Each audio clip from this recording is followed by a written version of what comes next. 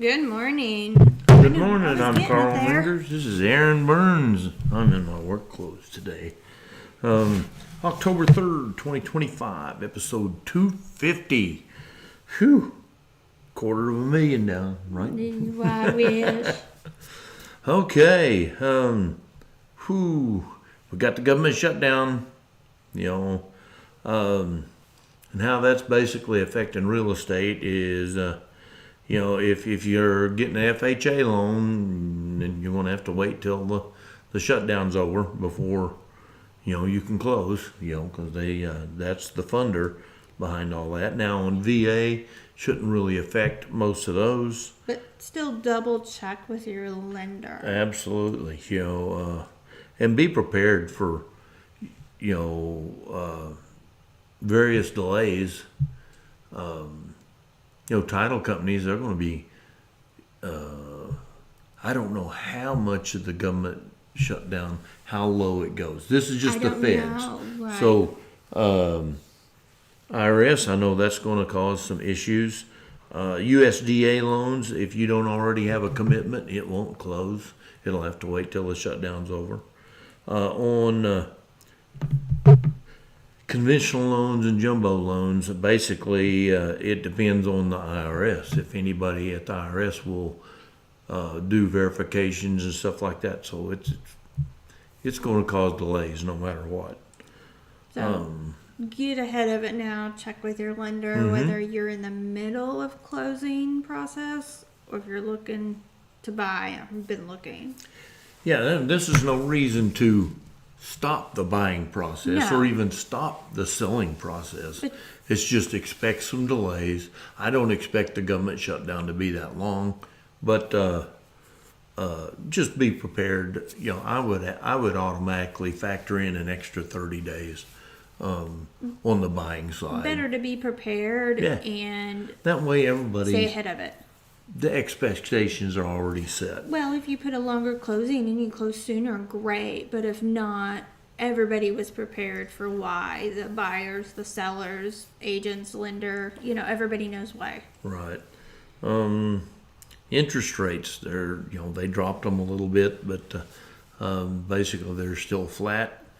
I don't really see an immediate reduction for sure until after the Right. shutdown. What else we got? Just really no change in interest rates. No.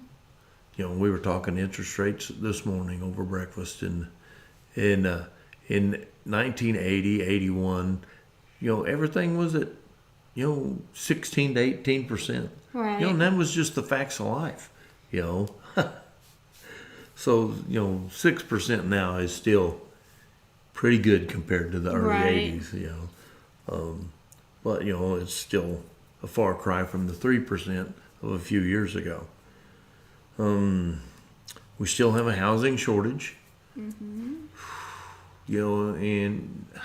as many houses as they're building, as many apartments as they're building, you would think that we would be getting caught up, but it doesn't seem to be the case. But if you're thinking about buying, but you can't do it now, now's the time to start savings for Yep. that process, for down payment, earnest money, inspection costs, all that.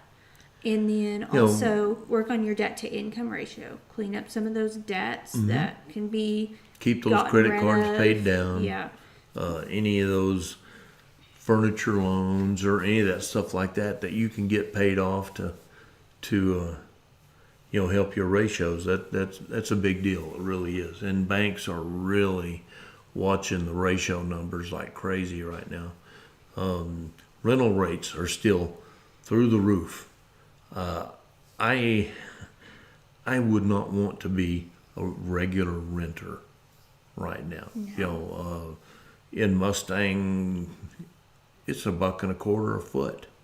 That's a lot. Yes. And I still think most people, if they prepared, they could still buy a house and come out over time by far. Right. Okay, but I know it's tough right now to get especially if you're paying high rent to get ahead to where you can buy a house. Yes.